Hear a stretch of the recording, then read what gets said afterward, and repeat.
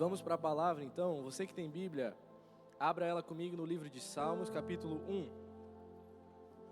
Salmos, capítulo 1. Primeiro livro de Salmos. Nós vamos ler o capítulo inteiro.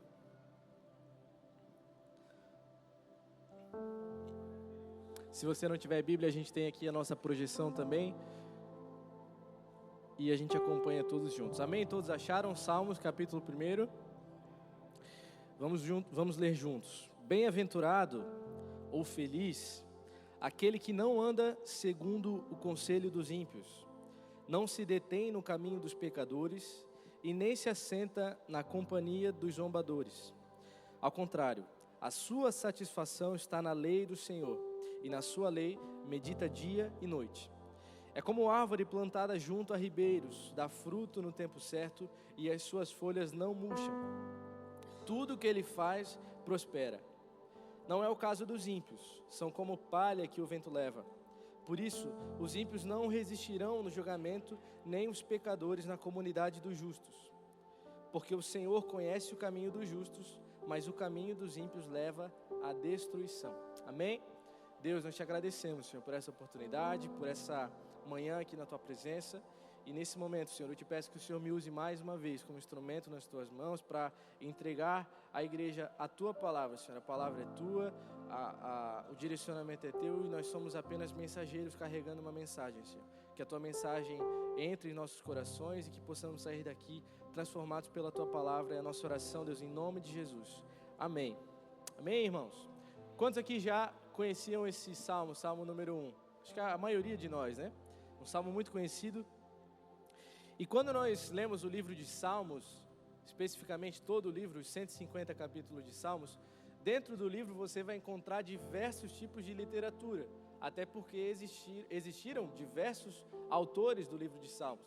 Você tem Salmo de Davi, você tem Salmo de Asaf, você tem Salmo até de Moisés, existem diversos autores de Salmos. Então você vai ter Salmo de júbilo, vai ter Salmo de lamento, enfim, uma infinidade de salmos, mas em tese você sempre vai ter uma comparação muito clara e específica dentro do livro de Salmos, que é o caminho do justo e o caminho do ímpio, o caminho do bem e o caminho do mal. E o Salmo de número 1, o capítulo 1 de Salmos, nós podemos dizer que é como se fosse a síntese do livro de Salmos aqui dentro. Porque Davi, quando escreve Salmos capítulo 1, ele está o tempo todo fazendo como se fosse uma comparação entre o justo, o caminho do justo, e o ímpio, e o caminho que o ímpio tem, o caminho que leva à perdição. E antes de nós entrarmos de fato na palavra, eu queria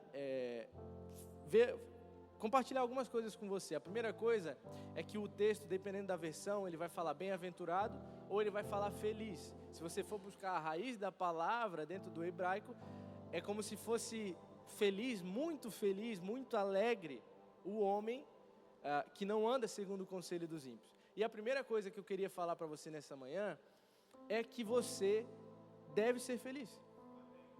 Amém? Você recebe essa palavra? Você deve ser feliz. Por que eu digo isso?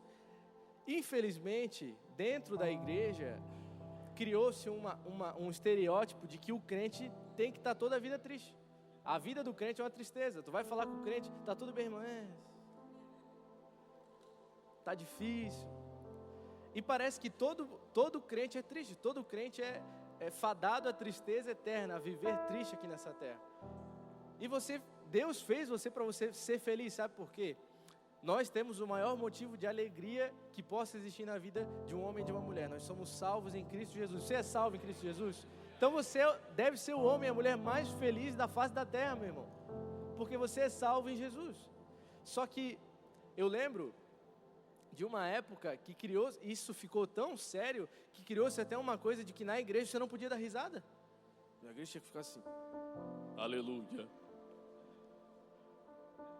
E aqui é um ambiente de comunhão, um ambiente de alegria. Tem uma música de antigamente que diz que na presença de Jesus até a tristeza salta de alegria. E isso é verdade, porque aonde o Senhor está não há espaço para a tristeza. Eu estava desenhando, escrevendo essa palavra, e ontem aí eu lembrei de um filme, e quando eu terminei eu falei, eu vou ver esse filme para dar uma olhada. O filme é A Procura da Felicidade. Acho que todo mundo já viu esse filme, né? É bem conhecido. E esse filme é muito interessante, porque a classificação dele é um filme de drama. E toda a vida que você achar que a sua vida está difícil, vai ver A Procura da Felicidade. Que tudo dá errado na vida do cara. Ele vira sócio lá de uma empresa para vender um negócio, ele não consegue vender. Aí ele está com o aluguel atrasado, a mulher dele vai embora. Aí, aonde ele está, eles mandam ele embora, ele vai morar no hotel. Aí ele não paga o hotel, o cara do hotel manda ele embora. Aí ele vai morar num abrigo de graça, chega no abrigo, tem dia que não tem vaga. Ele vai dormir no metrô. E é uma história verdadeira. E o que mais me chamou a atenção é que aquele homem, ele vive com um filho. E sempre ele está mantendo o filho, ele perguntando para o filho, você é feliz? E o menino fala, eu sou feliz, papai. E ele fala, então eu também sou feliz. E eu fico me perguntando, claro, é um filme dentro de uma visão de um ímpio, de uma pessoa que não leva a Deus em consideração. Mas mesmo com tantas dificuldades, permanecem felizes, porque tinham um ao outro, e isso já bastava. Agora, nós como cristãos, é lógico que a nossa vida não é um mar de rosas, nós temos dificuldades. Todos aqui, se eu perguntar como que foi o ano de cada um aqui, teve as suas dificuldades, as suas lutas. Eu estava brincando com o pessoal essa semana, eu só vou para 2025 porque é de graça, se tivesse cobrado eu ia ficar em 2024, senão não dá. A gente tem as nossas dificuldades, mas nós temos o que é de mais precioso, que é Jesus.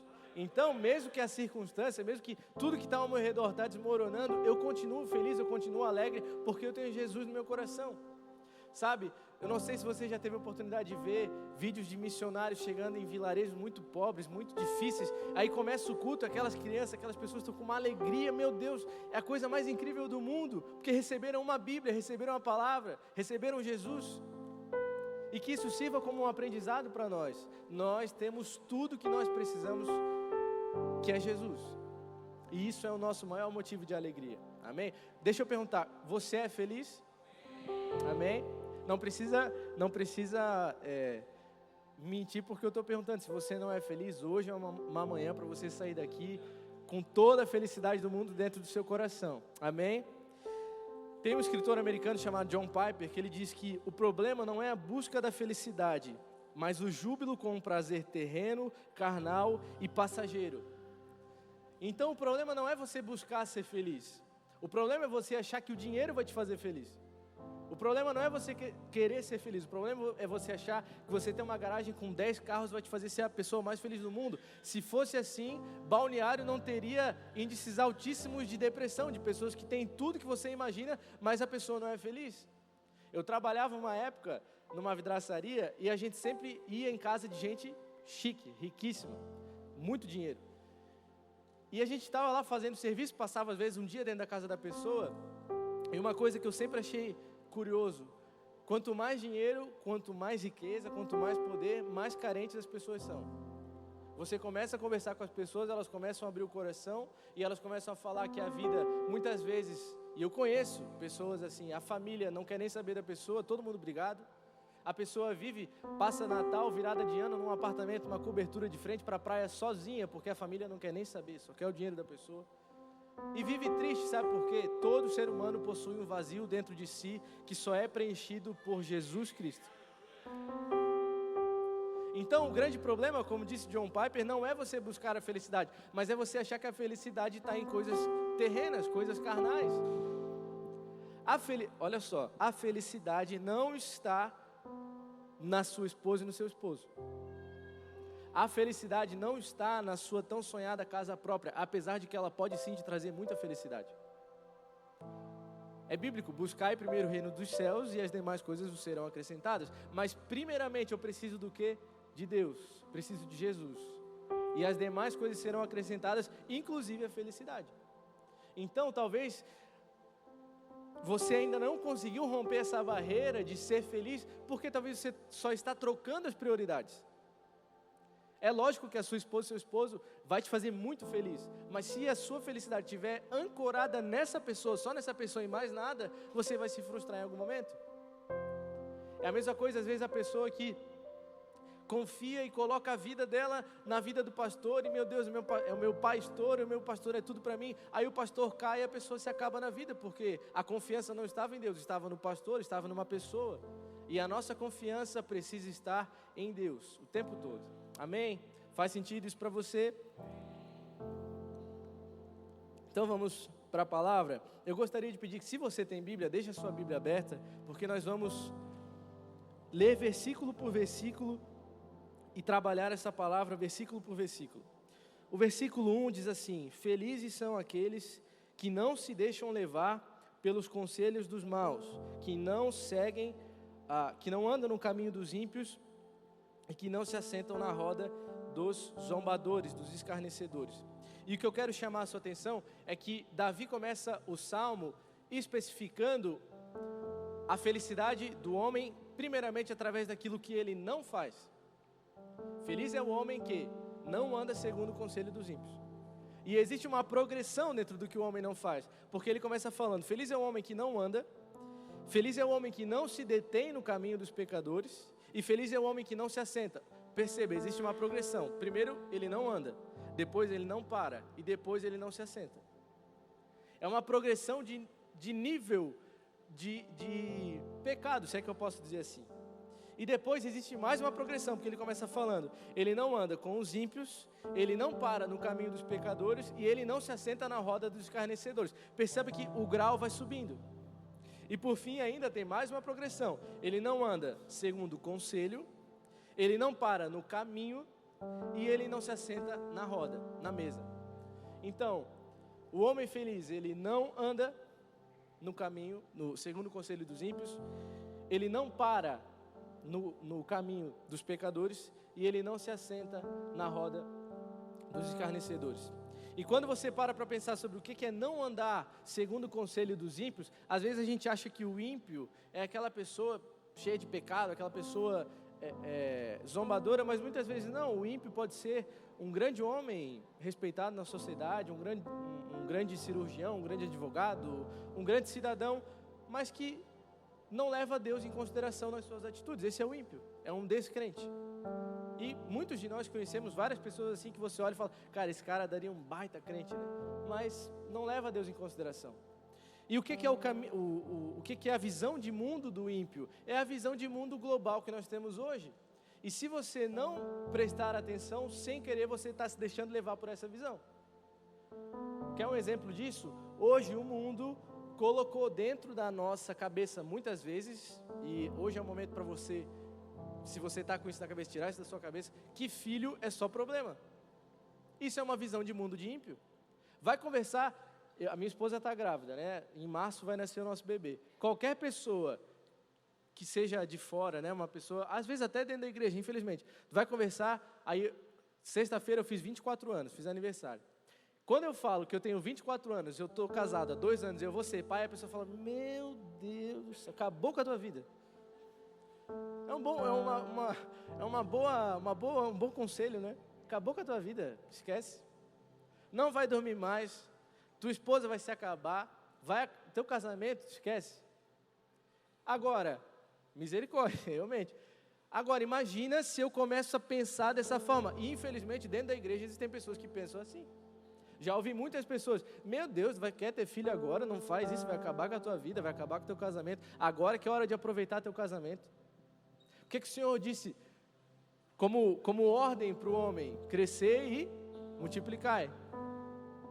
Eu não estou falando aqui também para você sair fazendo filho aí desenfreado e faz 14 filhos. Minha avó, meu avô tiveram 14 filhos. Faz 14 filhos aí. Não é isso. Mas filho não é problema, filho é bênção. Filho é a própria palavra diz: filho é uma herança. O que é uma herança? Herança é um bem que alguém deixa sob sua responsabilidade. Filho é um bem, uma herança que Deus deixa sobre a sua responsabilidade. E por que eu estou dizendo isso? Porque é uma visão ímpia que existe em todas as áreas da sociedade. Por exemplo, você vir aqui para a igreja num domingo, ouvir uma palavra de Deus, para o ímpio é uma loucura. Olha o sol que está lá fora brilhando, vamos para a praia, vamos para qualquer outro lugar que seja. Igreja para quê? E sem perceber, às vezes nós caímos nesse papo midiático que quer nos dizer que é a famosa sala do nada a ver, né? Tem uma sala eu não lembro quem que fala aqui na igreja, mas tem uma sala no inferno que o nome lá é nada a ver. Não, isso aí não tem nada a ver, não dá nada, não pega nada. Tem a ver sim. Então, se você cuidado com quem você escuta, quem você ouve, quem tem sido o seu conselheiro, quem tem sido a pessoa que tem aconselhado você nas suas dificuldades. Muitas vezes um conselho na hora errada, uma palavra na hora errada, é suficiente para você tomar uma decisão que vai impactar a sua vida durante muito tempo. Por isso, e eu digo isso de forma profética sobre a sua vida, qualquer problema que você tiver, qualquer situação que você precise de um conselho, antes de qualquer coisa, ore a Deus. Antes de falar com qualquer pessoa, ore ao Senhor. Amanhã estou indo tomar uma decisão muito difícil do meu trabalho, ore ao Senhor. Peça ao Senhor discernimento, sabedoria, para que você não tome uma decisão antecipada ou até mesmo siga um conselho que não deve ser levado em consideração. Então, o homem feliz, ele não anda segundo a visão do ímpio, segundo o conselho do ímpio. Ele não para no caminho do pecador, não se detém no caminho dos pecadores. Agora aqui já mudou, é o pecador, não é mais o ímpio. E quem que é o pecador? O pecador é aquele que peca conscientemente do que está fazendo. Ele sabe que está errado, ele sabe que está pecando e continua pecando. Porque o pecado já tomou conta da vida dele. Então imagine como se a nossa vida fosse uma caminhada. Então eu começo a caminhar e eu tenho duas opções, dois caminhos. Eu tenho o caminho do justo e eu tenho o caminho do ímpio. Eu começo no caminho do ímpio, então eu estou andando segundo o conselho dele. Aí de repente eu paro no caminho do pecador, paro, dou aquela secada no suor, dou uma olhada aqui, interessante o caminho do pecador. O diabo vai te oferecendo propostas, vai te oferecendo algumas coisas, e você vai cada vez mais se afundando dentro daquilo ali. E depois o texto fala que você está andando no caminho, você para, e aí de repente você faz o quê? Você senta na roda dos escarnecedores. Quando você senta, você se estabelece. E aqui quando ele fala roda, você pode substituir por mesa, como você quiser. Porque quando você senta, quando nós sentamos, por exemplo, eu preciso conversar com o Felipe. Fala, ô Felipe, senta aqui, vamos conversar. Porque sentar é realmente, não, eu vou parar, vou olhar para você e nós vamos conversar, nós vamos trocar uma ideia aqui. Quando você senta, você já se estabeleceu. E aqui eu entro, por exemplo, quem tem frequentado, sentado na mesa da sua casa. Esses dias, muito sabiamente, o bispo Fernando pregou aqui, às vezes a mesa de casa não é o lugar onde a família come. O filho está comendo lá no quarto, o pai está comendo em outro lugar, a mãe está almoçando sei lá onde. E por mais que pareça que estão sozinhos, tem alguém almoçando com o filho lá dentro do quarto. Tem alguém almoçando com a mãe na varanda, tem alguém almoçando com o pai na sala. Aonde nós temos sentado para ter as conversas, aonde nós temos tido tempo de mesa, com quem nós temos tido tempo de mesa.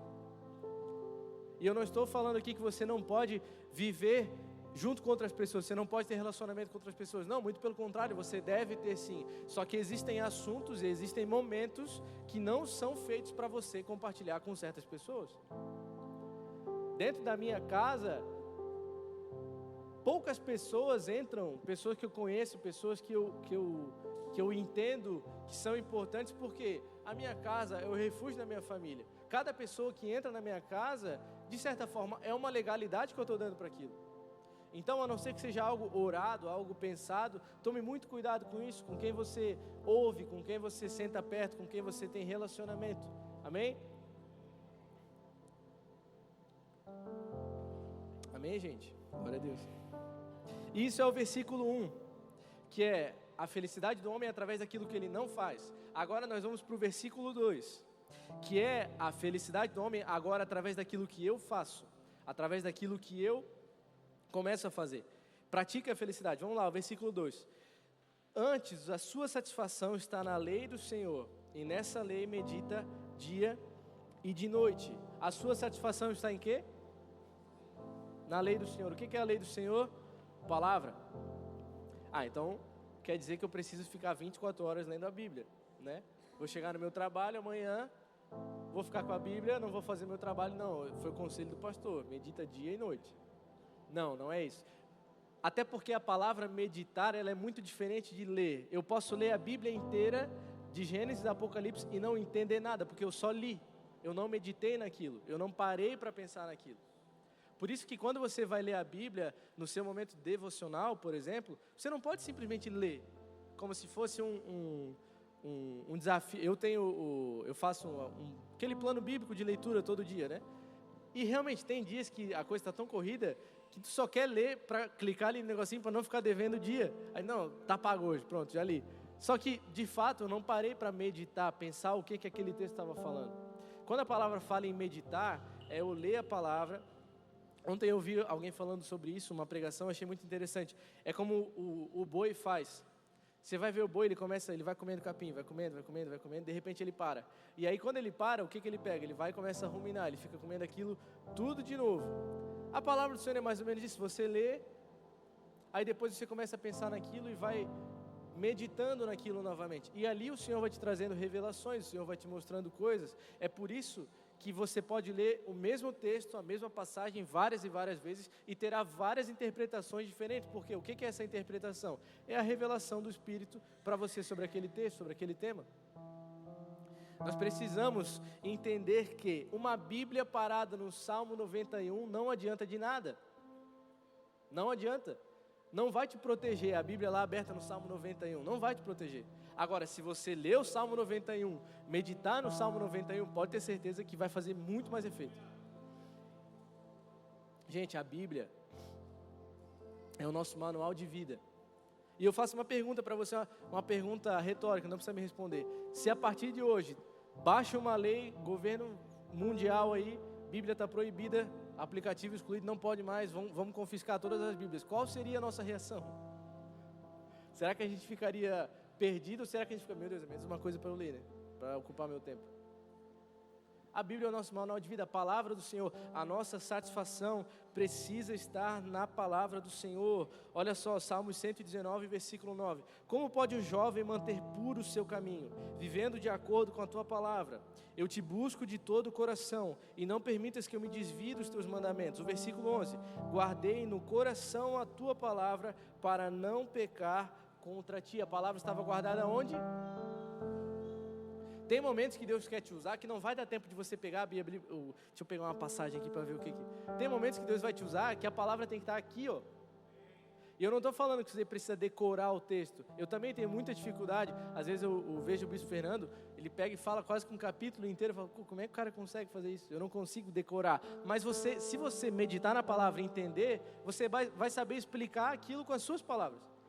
Ou seja, você vai estar sendo a Bíblia naquele momento. A Bíblia daquela pessoa. Isso é uma verdade. Nas ruas, você é a Bíblia que as pessoas vão ler. Você é o quinto evangelho, digamos assim, que as pessoas vão ver nas suas práticas e nas suas atitudes. A sociedade vai ler essa Bíblia muitas vezes. Vai ler o que você está fazendo, qual tem sido a sua atitude, o que você tem feito. Então, no versículo 1, nós começamos falando que o homem verdadeiramente feliz é aquele que não anda segundo o conselho dos ímpios, não se detém e não para no caminho dos pecadores e não se assenta na roda dos escarnecedores, amém? E o versículo 2, agora, é a felicidade do homem mediante aquilo que ele faz. E o que o homem faz para ser feliz? Segundo Salmo capítulo 1, ele medita na palavra do Senhor dia e noite, está em conexão com o Senhor dia e noite. E agora nós vamos para o versículo 3. Esse é como árvore plantada na beira de ribeiro, plantada junto a ribeiros de águas, que dão frutas no tempo certo e as suas folhas não murcham. Assim, tudo que essa pessoa faz dá certo. Que bênção, né? É uma promessa de Deus. Você recebe essa promessa? Você é plantado junto a ribeiros de águas, o seu fruto cresce no tempo certo e as suas folhas não murcham. A palavra já está liberada sobre a sua vida. O que eu acho interessante aqui é que o texto é muito claro dizendo que é como árvore plantada. Se essa árvore é plantada, ela não nasceu ali, cresceu ali, ficou ali. Alguém colocou ela naquele lugar. Alguém plantou ela naquele lugar. E ontem, quando eu pensava nisso, eu lembrei de uma parábola lá em Lucas 13, quando Jesus fala da parábola da figueira que foi plantada na vinha. Vou ler para você aqui, ó. Um homem tinha uma figueira plantada na sua vinha. Foi procurar fruto nela, mas não achou nenhum. Por isso disse ao que cuidava da vinha: já faz 3 anos que venho procurar fruto nessa figueira e não acho. Corte-a. Por que deixá-la ocupar a terra? O homem respondeu: Senhor, deixa por mais 1 ano, eu cavarei ao redor dela e a adubarei, talvez dê fruto no futuro. Caso contrário, corte-a. Sabe o que é interessante aqui, ó? O homem tinha uma figueira plantada na vinha. Por que ele plantou uma figueira na vinha? Figueira é para estar plantada junto com figueira, não na vinha. Mas se ele plantou é porque ele sabia o que ele estava fazendo e ele queria fruto ali naquele lugar. Você já viu uma planta reclamar para o dono? Por que me plantou aqui? Por que me colocou aqui? Eu não queria, era para eu estar lá, mas eu estou aqui. Aí o dono olha para ela e fala, não, mas eu te coloquei aqui porque eu quero que você dê fruto aqui. Às vezes é o que a gente está tentando fazer com Deus. Senhor, por que o Senhor me colocou aqui nesse lugar? É a planta reclamando com quem plantou. Aí Deus olha, não, mas eu te coloquei aqui, a condição está perfeita, a palavra já diz, já está junto a ribeiro de água, agora dá o fruto. Entenda, se Deus te colocou aonde Ele te colocou, é porque Ele queria que você estivesse lá, naquele lugar, naquele momento, naquelas circunstâncias, porque é o plano dEle, e se Ele colocou, Ele sabe o que Ele está fazendo. Ou você acha que você sabe, eu e você sabemos mais do que Deus? Não, Senhor, o Senhor não fez faculdade de agronomia, eu fiz, aqui, tem que plantar lá, ó. Se Deus te colocou aonde quer que você esteja, Ele colocou porque as condições estão para você frutificar naquele lugar. O texto continua dizendo, essas pessoas são como árvores que crescem junto a ribeiros de águas, que dão frutos no tempo certo. Isso aqui eu achei fantástico. Essa semana algumas semanas atrás já, eu estava vendo alguns jornais, algumas coisas, e os analistas políticos falando que a projeção para 2025 é terrível. A projeção para 2025, tu vê o jornal assim, dá vontade de desistir da vida, né? Que 2025 vai ser o pior ano, 2025, 2026. Sabe o que eu acho sobre isso? Eu olho para esse texto e eu vejo o Senhor falando que o homem feliz, o homem justo, é como árvore plantada junto a ribeiros de águas e dá fruto no tempo certo. Sabe o que significa? 2025 pode ser o pior ano da história para quem quer que seja, mas se você é um justo, filho de Deus, é o tempo de você frutificar, meu irmão. Pode vir crise econômica, pode vir guerra, pode vir o que for, se Deus te plantou e Ele determinar o tempo, você vai frutificar 100, 30, 1000 vezes mais. Se Deus determinou, você vai frutificar. Sabe por quê? O nosso Cronos é diferente do Kairos de Deus. Cronos é o nosso tempo, o tempo que nós vivemos. Kairos é o tempo de Deus. Para Deus não existe tempo de crise, para Deus não existe guerra, para Deus o tempo é dele, Ele faz do jeito que Ele quiser. Se fosse assim, se fosse essa a verdade, 2020 nós teríamos acabado como igreja. E foi o ano que a igreja mais cresceu. Eu lembro até hoje, na época da pandemia, aquela insegurança, a gente não sabia muito o que ia fazer, e a igreja borbulhando, crescendo. Sabe por quê? Porque é o tempo de Deus, e se Deus determinar que o tempo é agora, vai ser agora e acabou, não tem como negar, não tem o que o mundo fazer. Então eu quero liberar essa palavra sobre você hoje. 2025 será um ano abençoado para você e para sua família. 2025 será um ano de celeiros cheios para você e para sua família. 2025 será um ano de paz para você e para a tua casa. Tudo aquilo que você fizer será abençoado em nome de Jesus. Aonde você colocar a planta dos seus pés, ali estará o Senhor, porque existe uma palavra já determinada, em nome de Jesus. Você recebe essa palavra? Glória a Deus. Então dê uma salva de palmas para Jesus. Aleluia. Se Deus falou, meu irmão, não existe nada que impeça. Tem até uma música, né?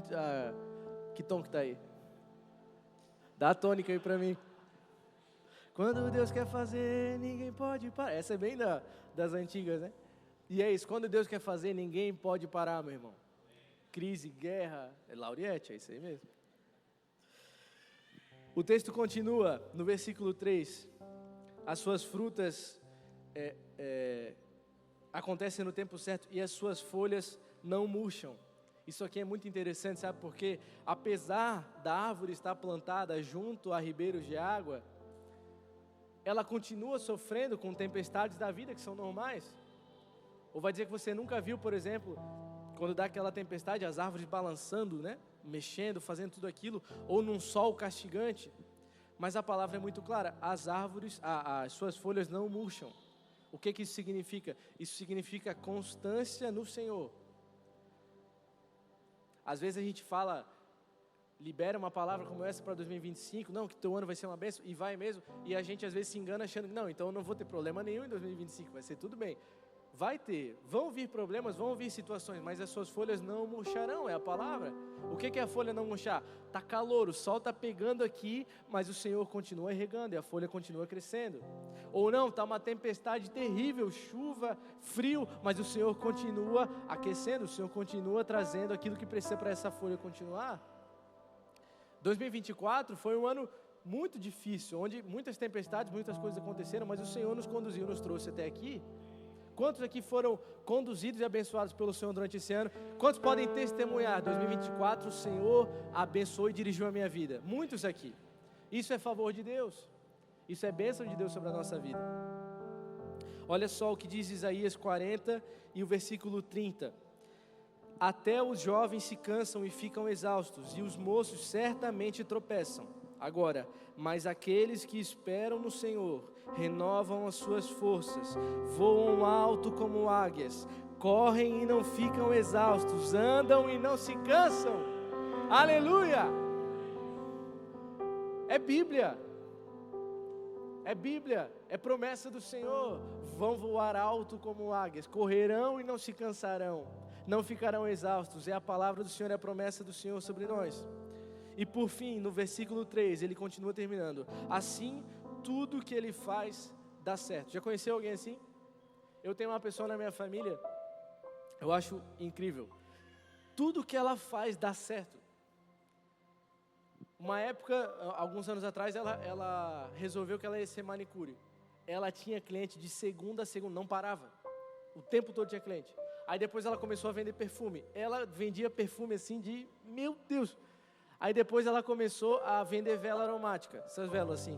Cara, não tinha mais como enfiar pedido de vela. Aí depois ela começou a participar de sorteio. Esse sorteio de mercado, compra não sei lá, comprar tantos produtos você ganha. Ela ganha tudo. Esse ano ela ganhou acho que uns 3, 4 sorteios que estavam no meu nome, no nome da Vitória. Ela ganha tudo, é uma loucura. Eu vou pedir para ela jogar na Mega Sena no meu nome. Tô brincando. Mas é algo incrível, tudo que ela pega para fazer dá certo. Sabe o que é isso? É a vida de um justo. Não estou falando que, literalmente, não, agora vai jogar na Trimania que Deus vai... Não é isso. Mas a verdadeira prosperidade não está em eu ter tudo aquilo que eu quero, mas eu tenho tudo aquilo que eu preciso. Essa é a verdadeira prosperidade. Às vezes a gente se engana nessa teologia da prosperidade, achando que Deus vai me dar tudo que eu quero. Não, Ele vai me dar tudo que eu preciso. É a palavra, busque em primeiro lugar o reino dos céus e as demais coisas serão acrescentadas. Eu posso não ter tudo aquilo que eu quero, mas eu tenho tudo aquilo que eu preciso, e glórias a Deus por isso, porque Ele me sustenta com tudo aquilo que eu preciso para viver. Esse ano, como eu falei, minha esposa está grávida, e realmente, quando você passa, tem várias pessoas aqui que estão nessa fase, né? E no início dá aquele frio na barriga, porque você pensa, meu Deus, é uma vida que está sob minha responsabilidade agora, né? Até agora eu fui responsabilidade de alguém, agora tem alguém sob minha responsabilidade.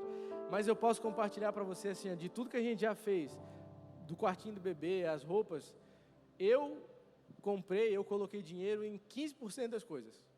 O resto era gente que aparecia, eu vou dar não sei o quê. Aí chegava um fulano com uma bolsa desse tamanho aqui, isso aqui é roupinha pro bebê. Aí depois a minha sogra se juntou com a minha mãe, não, o quartinho nós vamos dar, fica tranquilo. Aí, é Deus cuidando. É Deus cuidando. Então, se você é um homem justo, um homem íntegro, que vive segundo o Senhor, a palavra já está determinada, você será uma árvore plantada junto a ribeiros de águas, as suas folhas não murcharão, e tudo quanto você fizer dará certo. Amém? Que horas são, gente? Eu estou sem horário aqui. 10h41. Agora vamos para o versículo 4 e 5. Que diz assim: o mesmo não acontece com o ímpio. Eles são como a palha que o vento leva, e no dia do juízo eles serão condenados e ficarão separados dos que obedecem a Deus. Eu acho muito interessante como Davi faz o contraste, como eu falei para você no início da mensagem, entre a consistência do justo e a inconsistência do ímpio. O justo, Davi compara com o quê? Com uma árvore plantada, enraizada. Agora o ímpio ele compara com o quê? Com a palha. Quer descobrir a diferença entre a árvore e a palha? O primeiro vento que bater você vai ver. A árvore vai ficar intacta, a palha... é que, infelizmente, na nossa realidade atual, parece que o ímpio é o mais favorecido. Você vê pessoas, às vezes, que roubaram, que fizeram coisas, enfim, horríveis, e muitas vezes estão soltas, estão debochando da cara da sociedade, e isso dá uma impressão de que o ímpio é favorecido, o crime, aquela famosa frase, né, o crime compensa, vale a pena você dar o tal jeitinho brasileiro, ser ruim. Mas olha o que o texto fala. São como a palha que o vento leva. No dia do juízo eles serão condenados e ficarão separados dos que obedecem a Deus. Aqui nessa justiça terrena pode até ser que tenha alguma vantagem, mas chegará um dia que não terá mais. Chegará o grande dia, o dia do juízo, que o Senhor vai separar o joio do trigo. Vai chegar um momento que sim, aqueles que precisam ser responsabilizados serão responsabilizados. Então não se engane, o certo continua sendo certo, mesmo que todos ao teu redor estejam fazendo errado. Deus te chamou para ser um pilar nessa sociedade, um homem, uma mulher de valor, que é um homem justo, um homem íntegro. Então, jamais tome esse caminho, jamais opte por esse lugar de impiedade, para que você não seja levado pelo vento como a palha. Para que você, pior ainda, o texto fala, no final do versículo 5, que ficarão separados dos que obedecem a Deus. Algumas outras versões falam que serão separados da comunidade dos justos. E o que é a comunidade dos justos? Trazendo para a nossa realidade a igreja. E a gente sabe que na igreja também existe gente ruim. Não é só gente boa. E aliás, o lugar de gente ruim é na igreja. Porque é aqui que tem a oportunidade de ser sarada. Às vezes a gente cria eu lembro de uma pessoa, um conhecido lá, quando eu era bem pequenininho, morava com a minha mãe. Aí era um vizinho, ele falava que ele não ia numa igreja lá porque tinha muito pecador na igreja. Mas se não tiver pecador na igreja, vai ter onde? A igreja é lugar de pecador? Só que existe aquele que é o zombador. O que é o escarnecedor? O que é o escarnecedor? É aquele que ele zomba sabendo do que está fazendo. Ele nega Jesus. Por exemplo, quando os fariseus veem Jesus expulsar o demônio, eles falam, não, mas ele expulsa demônio com a autoridade de Beelzebu. Isso é um zombador, é um escarnecedor. A ponto de dizer que a autoridade de Jesus não é dele, é do inimigo dele. Isso é aquela pessoa que zomba mesmo, que é o escarnecedor de fato. E essas pessoas, muitas vezes, por mais que estejam na igreja, aqui a gente não consegue ver, porque quando a gente chega aqui, às vezes a pessoa tem uma máscara de crente, tem roupa de crente, tem carro de crente, tem cabelo de crente, tem família de crente, aquela família de comercial de margarina, né, todo mundo feliz em casa. É um crente. Só que a verdadeira prova do crente, ela não é aqui. É daqui a pouco, quando a gente acabar o culto, você sair, no trânsito, é a sua prova como cristão. Quando você chegar em casa e acontecer qualquer situação que você precise tomar uma atitude, é ali que você vai ser provado como cristão. E o que a palavra está dizendo? No dia do juízo, esses serão separados. É por isso que o Senhor fala sobre o joio e o trigo. Enquanto eles estão crescendo, você não mexe no joio e no trigo, eles vão crescer juntos. Agora, chegará o dia da colheita em que será separado o joio e o trigo. O trigo vai ser guardado e o joio vai ser queimado. Então, se você vive essa vida, se você vive segundo o conselho dos ímpios, é o momento de você repensar, de você mudar atitudes, mudar situações na sua vida. Amém? E por fim, nós vamos para o versículo 6, que é o último versículo desse capítulo. Pode colocar, por favor, tá aqui já? Porque o Senhor conhece o caminho dos justos, mas o caminho dos ímpios leva à destruição. Quando o texto fala que o Senhor conhece o caminho, esse conhecer não é simplesmente Deus sabe aonde você vai, Deus sabe o que você vai fazer. Deus conhece e Deus aprova o caminho do justo. Deus conhece intimamente o caminho do justo. Deus te conhece em todas as tuas situações, dentro de toda a tua intimidade, Deus te conhece mais do que você mesmo.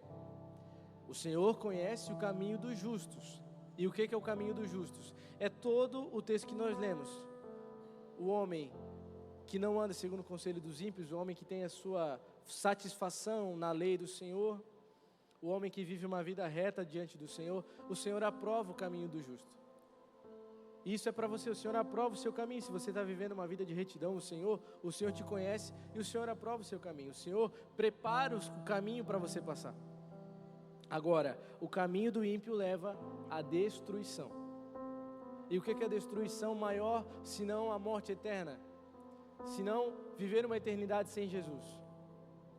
Então nessa manhã eu estou aqui para te falar que é como eu lembro, ontem eu estava estudando sobre isso e eu lembrei lá de Josué capítulo 24 e 15, quando Josué está se despedindo do povo e ele fala, eu estou falando com as minhas palavras aqui, basicamente ele olha para o povo e fala, vocês têm dois caminhos, caminho de vida, caminho de morte.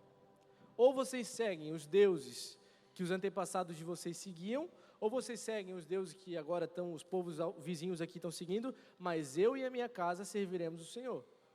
É um posicionamento unilateral que envolve todos ao redor dele. Ele fala em nome da família, como sacerdote. Olha, vocês fazem o que vocês quiserem, mas eu e a minha casa vamos servir ao Senhor. E o que acontece? O povo olha para ele e fala, não, nós também seguiremos ao Senhor. Porque um homem posicionado, um homem justo de caráter, influencia os que estão ao redor dele. E hoje é uma manhã para você como um homem, como uma mulher de Deus, se posicionar na sua vida, na sua família e determinar, eu e a minha casa serviremos ao Senhor. Que seja a partir de hoje, nós estamos no hoje é dia 29 de dezembro, né? O ano ainda não acabou. Talvez se você viver um 2024 longe de Deus, um 2024 longe dos caminhos do Senhor, o ano ainda não acabou. Ainda dá tempo de você se conectar com o Senhor, de você conhecer a Ele, de você viver experiências poderosas com Ele. Ainda dá tempo. Até dia 31, à meia-noite, ainda dá tempo de você se conectar com o Senhor, de você estar perto dEle. Às vezes a gente pensa e tem a síndrome do vou deixar para segunda. Não, eu vou começar, não, vou deixar para segunda, É hoje, não é amanhã, é hoje, a oportunidade é hoje. Quando eu preparava essa palavra, o Senhor falava comigo sobre pessoas que não conseguem ser felizes, não conseguem ter felicidade na vida. E continua, é uma pessoa justa, uma pessoa que anda na retidão do Senhor, é uma pessoa que busca o Senhor, mas não consegue ter alegria na vida. E hoje nós vamos orar por você, e você vai sair daqui cheia da presença de Deus, cheia da felicidade de Deus, da alegria de Deus sobre a sua vida. Quantos creem aqui poderosamente nisso? Hoje é uma manhã para o Senhor te encher, para o Senhor te preencher com a presença dEle. Aonde está a presença do Senhor? Não significa que não haverá momentos difíceis, haverão sim, mas a forma como você vai conseguir lidar com aquilo é muito diferente. É como a questão da perda de alguém. Esse mês eu perdi um tio, morreu de uma forma muito trágica. E a única coisa que te sustenta nesse momento de dor, de luto, e de verdade te sustenta e te não faz cair, não te faz cair, é a presença de Deus. Porque é a paz que excede todo entendimento. Então você não consegue entender, mas é a presença de Deus. Eu lembro até hoje, quando o meu tio morreu, acho que foi numa quarta, e o velório foi na quinta. Acabou o velório, eu tinha que vir para cá para fazer a formatura da escola do Alelan. Eu pensei por muitas vezes eu pensei, não, eu vou cancelar, vou fazer depois, mas eu falei, não, as pessoas não podem, eu não posso parar porque eu não estou bem. E eu falei, Senhor, me dá força, me dá. E eu cheguei aqui, eu senti o Senhor me conduzindo para fazer aquilo. E é a paz que excede todo entendimento, não existe explicação. É o Senhor. Então é por isso que às vezes na sua vida está tudo dando errado, mas você tem uma paz dentro de você que eu não consigo entender, mas eu estou em paz. É o Senhor que está me conduzindo. E é isso, é a paz do Senhor. Sabe quando a gente cumprimenta, a gente fala, paz do Senhor. É a paz, eu estou determinando a paz sobre a sua vida, que a paz do Senhor seja contigo, com a tua família. O bispo Fernando falou sobre isso uns cultos atrás, né? E quando você determina a paz, se a pessoa recebe, ela recebe aquela paz. Então a partir de hoje vai dar paz para o Senhor para alguém, envia a paz e recebe a paz também. Paz sobre a tua casa, paz sobre a tua família, sobre os lugares onde você vai, paz do Senhor. E para nós terminarmos, é isso que o Senhor quer fazer conosco. O Senhor quer nos dar uma vida de alegria nele, uma vida de esperança nele. O Senhor não nos chamou para sermos os crentes carrancudos, para ser o crente que não sorri para ninguém, a vida é triste, a vida é ruim. Não, a sua vida é feliz porque você tem o Senhor. A sua vida é abençoada porque Ele está contigo. Você crê nisso? Você recebe essa mensagem?